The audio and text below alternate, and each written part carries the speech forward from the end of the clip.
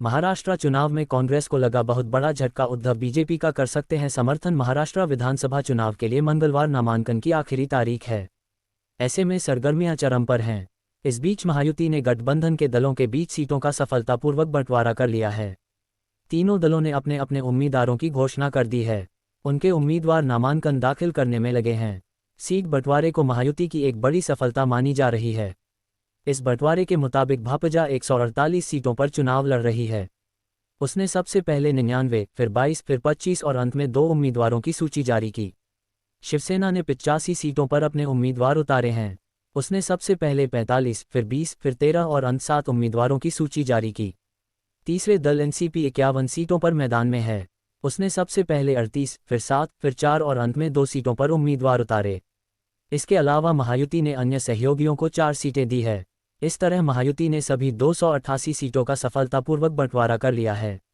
वर्ष 2019 के विधानसभा चुनाव को देखें तो उस समय भाजपा का शिवसेना के साथ गठबंधन था। भाजपा ने 164 सीटों पर चुनाव लड़ा था और उसे 105 सीटों पर जीत मिली थी। दूसरी तरह उस वक्त शिवसेना दो फाड़ नहीं हुई थी।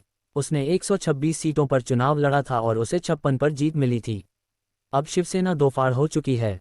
मुख्य शिवसेना का नेतृत्व मुख्यमंत्री एकनाथ शिंदे के हाथों में है, जबकि दूसरी शिवसेना उद्धव ठाकरे गुट है।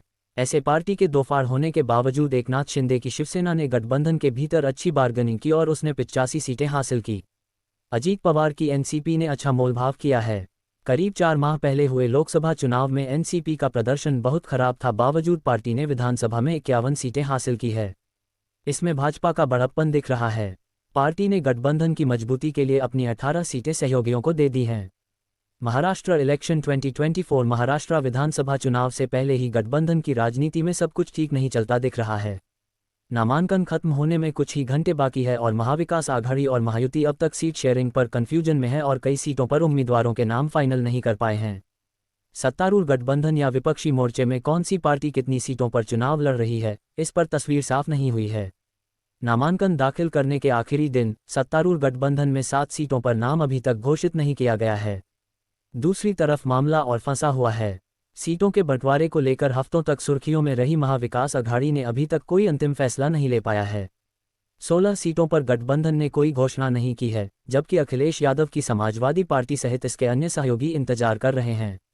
सत्तारूढ़ गठबंधन महायुति में भाजपा ने अब तक 146 सीटों पर अपने उम्मीदवार उतारे हैं। हालांकि उसने शुरू में कहा था कि वो 150 सीटों पर चुनाव लड़ेगी। वहीं उसने 4 सीटें अपनी सहयोगी पार्टियों जन सुराज्य शक्ति, युवा स्वाभिमान पार्टी, राष्ट्रीय समाज पक्ष, रिपब्लिकन पार्टी ऑफ इंडिया 8 वलय के लिए छोड़ी हैं। दूसरी और शिंदे गुट कुल 80 उम्मीदवारों की सूची जारी की है। भाजपा की तरह शिवसेना ने भी अपने हिस्से में से 2 सीटें छोटे दलों को दी हैं, एक जनसुराज पार्टी और एक राजश्री शाहू प्रकाश अघाड़ी को।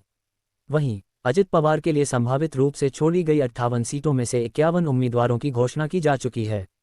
महायुति अब तक 7 सीटों पर फैसला नहीं कर पाई है।